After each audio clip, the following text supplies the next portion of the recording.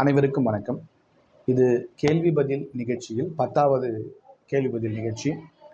இந்த கேள்வி பதில் நிகழ்ச்சிக்கு அனைவரையும் வருக என வரவேற்கிறேன். முதலாவது கேள்வி, மனப்பாடம் செய்து மதிப்பெண்கள் பெறுகிற இந்த கல்வி முறை சிறந்த அறிவியல் அறிஞர்களை உருவாக்குவதில்லையே ஏன்? இந்தியாவில் இருந்து நோபல் பரிசு பெறுகிற அளவுக்கு அறிவியல் கண்டுபிடிப்புகளும் அறிஞர்களும் உருவாகவில்லையே ஏன் என்று கேட்டிருக்கார். ஒரு அருமையான கேள்வி. இந்தியா மாதிரி நாடுகளில் ஏன் நோபல் பரிசு வாங்கக்கூடிய விஞ்ஞானிகள் அதிகமாக வரல, அதே மாதிரி ஏன் நமக்கு நிறைய அறிவியல் அறிஞர்களை நம்மளால் உருவாக்க முடியல அப்படின்னு சொன்னோம். இதில் ஒன்று உண்மை, நோபல் பரிசு வாங்குற அளவுக்கு நம்ம போகல அப்படின்னாலும், ஆனால் அறிவியல் அறிஞர்களை நம்ம உருவாக்கிக்கிட்டு தான் இருக்கோம். ஆனால் இந்தியா மாதிரி ஒரு நாடில் நிச்சயமாக நமக்கு போதுமான அளவுக்கு உள்கட்டமைப்பு வசதிகள் இல்லை. இந்த பரிசோதனை ஆய்வுக்கூட வசதிகள் நமக்கு இல்லை. அதனால தான் நம்மளால் ஒரு பெரிய சக்ஸஸை நோபல் பரிசு வாங்குகிற அந்த மாதிரியான ஒரு விஷயங்கள் நம்மளால் பண்ண முடியல. ஆனால் அதையும் தாண்டி மிகப்பெரிய அறிவியல் அறிஞர்கள்லாம் கண்டிப்பாக நம்ம நாட்டில் இருந்திருக்கிறாங்க. ஏகப்பட்ட மக்களுக்கு பயன்படக்கூடிய சயின்டிஸ்ட் எல்லாம் நமக்கு நம்ம கல்வி முறைகள் கொடுத்துருக்கு. முக்கியமாக பார்த்திங்கன்னா செய்முறை, அந்த ப்ராக்டிக்கல் அப்படின்ற போது அது சம்மந்தப்பட்ட விஷயங்களை பள்ளிகளில் நம்ம விரிவாக்கணும், கல்லூரிகள்லையும் நல்லா விரிவாக்கணும். தியரிக்கு மட்டுமே முக்கியத்துவம் கொடுக்காம ப்ராக்டிக்கலுக்கும் முக்கியத்துவம் கொடுத்து அறிவியல் அறிஞர்களை உருவாக்குறதுக்கான நிறைய ஸ்காலர்ஷிப்லாம் கொடுத்து ஊக்குவிக்கும் போது நிச்சயமாக நம்ம நாட்டிலையும் மிகப்பெரிய நோபல் பரிசு போன்ற பெரிய பரிசுகளை வாங்கக்கூடிய அறிவியல் அறிஞர்கள் கண்டிப்பாக உருவாவாங்க. ஆனால் அதையும் தாண்டி நமக்கு மக்களுக்கு பயன்படக்கூடிய அற்புதமான கண்டுபிடிப்புகளை கண்டுபிடித்த நிறைய அறிவியல் அறிஞர்கள் நம்ம நாட்டில் வாழ்ந்திருக்காங்க. இப்போது இணையதளத்தில் ஃபேஸ்புக், வாட்ஸ்அப், யூடியூப் மற்றும் எக்ஸ் தளம் போன்றவற்றில் ஆங்கிலம், அறிவியல், ஸ்போக்கன் இங்கிலீஷ், வெற்றி நிச்சயம், வழிகாட்டி என்று ஏகப்பட்ட பேர் வகுப்புகள் எடுக்கிறேன் என்று கிளம்பி இருக்கிறார்கள். மாணவர்கள் இதில் இதில் எது சரி என்று எப்படி கண்டுபிடிப்பது அப்படின்னு கேட்டிருக்காரு. அதாவது எந்த ஒரு அட்வான்டேஜ் வந்தாலும், எந்த ஒரு அறிவியல் கண்டுபிடிப்பு வந்தாலும் அதுலேயும் சில மைனஸ்கள் இருக்க தான் செய்யும். ஆனால் இது ஒரு பெரிய வாய்ப்பு, எல்லாருடைய திறமையும் காமிக்கிறதுக்காக ஒரு பெரிய வாய்ப்பு தான் நம்முடைய இணையதளம். ஆனால் இதுலேயும் சில பேர் சுயநலமாக மக்களை ஏமாற்றுவது போன்ற பல்வேறு விளம்பரங்களையும் பல்வேறு செயல்களையும் செய்யத்தான் செய்கிறாங்க. நாம் எப்படி உஷாராக இருக்கணுன்றதை நாம் தான் முடிவு பண்ணணும். நாம் தான் எது தப்பு எது சரின்னு பார்த்து நாம் சரியான முறையில் நம்ம மாணவர்களை பயிற்றுவிக்கணும், பழக்கணும்.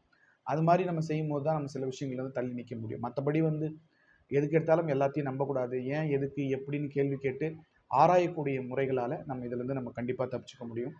பெரும்பாலான நம்ம யூடியூப்லேயோ இல்லை ஃபேஸ்புக், வாட்ஸ்அப் இந்த மாதிரி எல்லா விதமான இணையதளங்கள்லையும் வரக்கூடிய பெரும்பாலான விஷயங்கள் நம்பகத்தன்மை அற்றது தான்.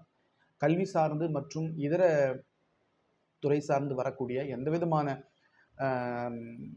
நிகழ்வுகளாக இருந்தாலும் அதில் இருக்கக்கூடிய உண்மைத்தன்மையை ஆராய்ந்து நீங்கள் நல்லவையாக இருந்தால் எடுத்துக்கொள்ளலாம். நன்றி.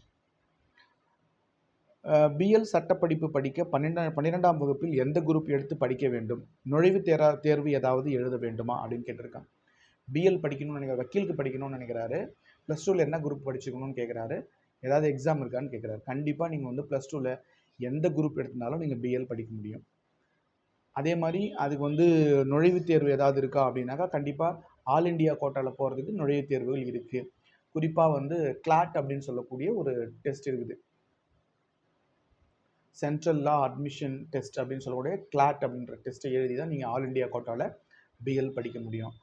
மற்றபடி தமிழ்நாட்டில் நீங்கள் படிக்கணும்னா உங்களுக்கு பிஎல்லுக்கு நுழைவுத் தேர்வு கிடையாது. 12ஆம் வகுப்பு மதிப்பெண்கள் அடிப்படையில் தான் சேர்க்கை நடைபெறுகிறது. கண்டிப்பாக பிஎல் படிக்கணும் அப்படின்னா நீங்கள் எந்த குரூப் வேணாலும் படிச்சிருக்கலாம், ஒன்றும் பிரச்சனை இல்லை. நன்றி. பிஎஸ்சி நர்சிங் படிப்பிற்கு தமிழ்நாட்டில் நுழைவுத் தேர்வு உண்டா? ஆல் இண்டியா கோட்டா வெளிமாநிலங்களில் படிக்க போகணும்னா ஏதாவது நுழைவுத் தேர்வு எழுத வேண்டுமா? பிஎஸ்சி நர்சிங்க்கு தமிழ்நாட்டில் நுழைவுத் தேர்வு கிடையாது. ஆனால் ஆல் இண்டியா கோட்டாவில் எய்ம்ஸு, பாண்டிச்சேரி, ஜிப்மர் இந்த மாதிரியான நிறுவனங்களை நீங்கள் போய் படிக்கணும். ஆல் இண்டியா கோட்டாவில் நீங்கள் போகணுன்னா கண்டிப்பாக உங்களுக்கு நீட் தேர்வு தேவை.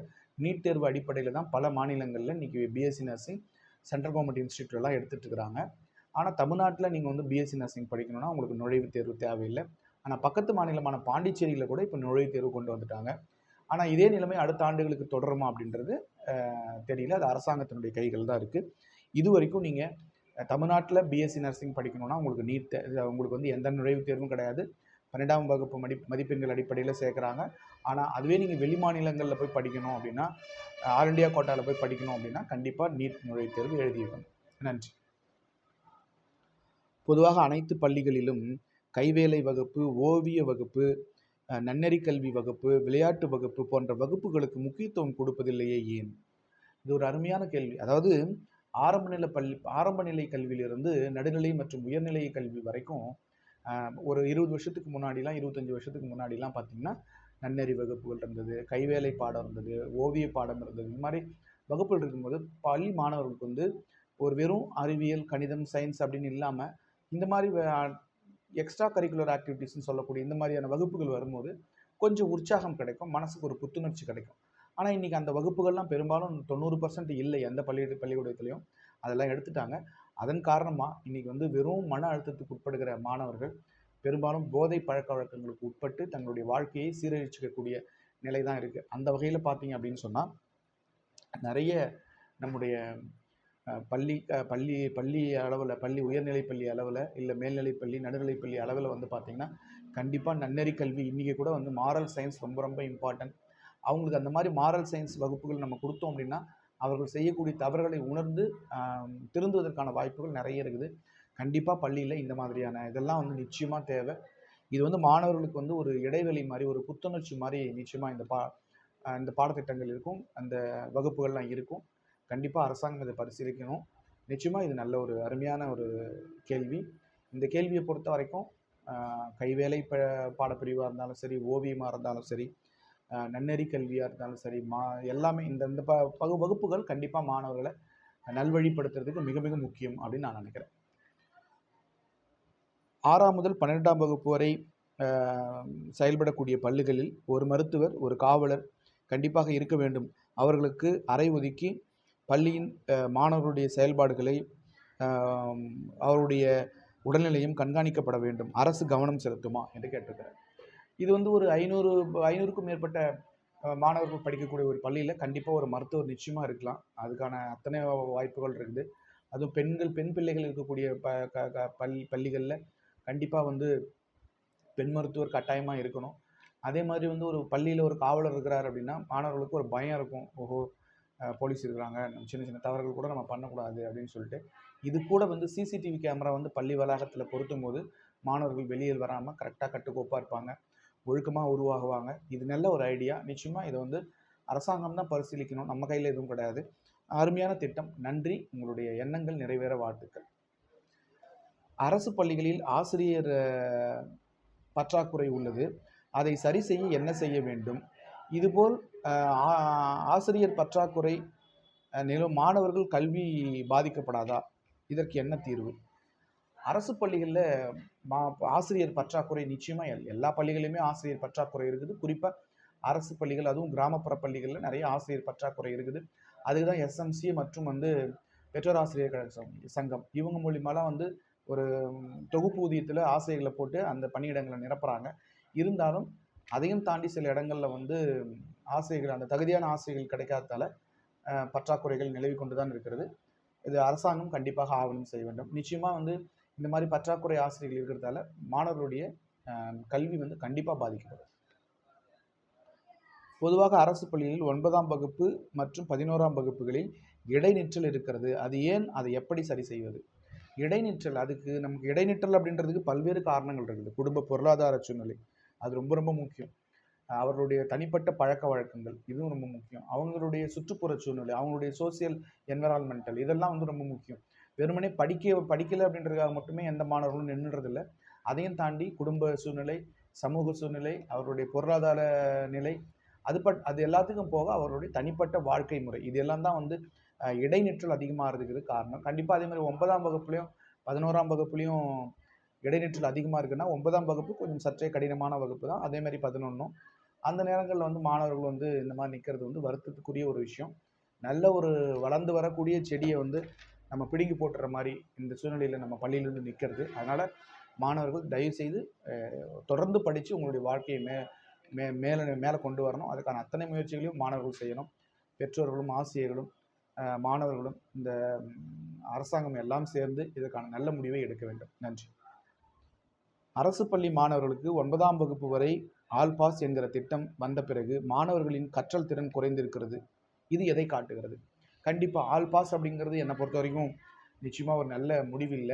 அது ஆனா வேற வழி இல்ல. என்னன்னு பார்த்தீங்கன்னா, இந்த மாரி இடைநிற்றல்ல நிக்கிறதுக்கு, இடைநிற்றல வந்து சரி பண்றதுக்கு நெறைய வந்து நின்னுடுறாங்க பசங்க அப்படின்றதுக்கு.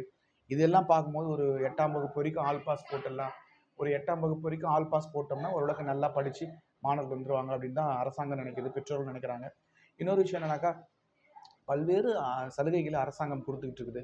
அதையெல்லாம் பயன்படுத்தி அவர்கள் நிச்சயமா வந்து மேல வந்தாங்கன்னா, ரொம்ப சிறப்பா இருக்கும். இன்னொரு விஷயம் என்னன்னா, இது எல்லாத்துக்கும் மேல எவ்வளோதான் வந்து அரசாங்கமும், பெற்றோர்களும், ஆசிரியர்களும் சொன்னாலும் கூட, அந்த மாணவனுடைய மனநிலைன்னு ஒண்ணு இருக்கு.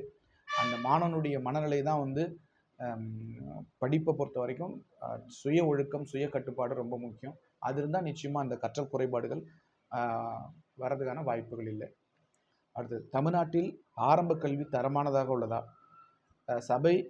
சமூக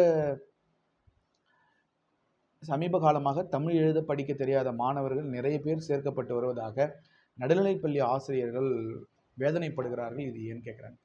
அதாவது ஆரம்ப கல்வியில் 5ஆம் வகுப்பு வரைக்கும் படிச்சுட்டு 6ஆம் வகுப்புக்கு போயிட்டு இன்னொரு ஸ்கூலுக்கு நம்ம சேரும்போது, அந்த 5ஆம் வகுப்பு வரைக்கும் நீங்கள் என்ன படிச்சு சொல்லிக் கொடுத்துருக்கீங்களோ அது வந்து சரியில்லை. நிறைய மாணவர்கள் வந்து தமிழே படிக்க தெரியல. தமிழே படிக்க தெரியலன்னும் போது அவன் ஆங்கிலம் எப்படி படிப்பான், அறிவியல் எப்படி படிப்பான் அப்படின்ற மாதிரியான கேள்விகள் வந்து தொடர்ந்து குற்றச்சாட்டுகள் நம்ம நடுநிலைப்பள்ளி ஆசிரியர்கிட்ட வந்து இருக்குது. நாங்கள் எப்படி வந்து அவங்கள வந்து சொல்லிக் கொடுத்து அவங்கள மேலே கொண்டு போகிறது அப்படின்ட்டு. இப்போ அதே மாதிரி அந்த மாதிரி வர மாணவர்களை நம்ம வந்து தேர்ச்சி விகிதம் அந்த மாதிரி வர மாணவர்களால் பாதிக்கப்படுதுன்னு சொல்கிறாங்க. கண்டிப்பாக சமீபத்தில் கூட ஒரு திருவண்ணாமலை மாவட்டத்தில் நம்ம அந்த திருவண்ணாமலை மாவட்டத்தினுடைய கலெக்டர் வந்து ஒரு பள்ளியில் ஆய்வு செஞ்சு தமிழ் கூட படிக்க தெரியாமல் 10வது வரைக்கும் எப்படி வச்சுட்டு இருக்கிறீங்க அப்படின்னு சொல்லிட்டு ஆய்வு செஞ்சதெல்லாம் நம்ம பேப்பரில் வந்திருக்கு, நம்ம பார்த்துருக்கோம். கண்டிப்பாக இந்த விஷயமும் வந்து நம்ம நிச்சயமாக வந்து சரி செய்யப்பட வேண்டிய விஷயம். குறிப்பாக அரசாங்கம் எவ்வளவு தான் வந்து உங்களுக்கு ஸ்மார்ட் போர்டு, அப்புறம் வந்து டிஜிட்டல் கிளாஸ் ரூமு, நிறைய விஷயங்கள் சொன்னாலும் கூட, நிறைய வாய்ப்புகளையும் சலுகைகளையும் கொடுத்தாலும் கூட, மாணவர்களுடைய கல்வித்திறனும் அவருடைய கற்றல் திறனும் குறைகிறது அப்படின்னு சொன்னால் அதுக்கு முழு பொறுப்பு ஆசிரியர்களும் பெற்றோர்களும் தான். அவர்கள் இருவரும் சேர்ந்து அந்த விஷயத்தை சரியாக பண்ணால், ஒரு விஷயத்தை சரியாக கொண்டு போனால் மட்டும்தான் இதில் நமக்கு சக்ஸஸ் கிடைக்கும். நன்றி. இன்னும் இது போன்ற பல்வேறு விதமான கேள்வி பதில் நிகழ்ச்சியில் தொடர்ந்து உங்களை சந்திக்கிறேன். நம்முடைய கேள்வி பதில் நிகழ்ச்சியின் மூலமாக உங்களுக்கு நீங்கள் பயனடைந்தால் நீங்கள் நம்முடைய கேள்வி பதில் நிகழ்ச்சியை மற்றவர்களுக்கும் தெரியப்படுத்துங்கள். நம்முடைய சேனலை சப்ஸ்கிரைப் செய்ய சொல்லுங்கள் மற்றும் பிடித்திருந்தால் லைக் மற்றும் ஷேர் செய்ய சொல்லுங்கள். நன்றி.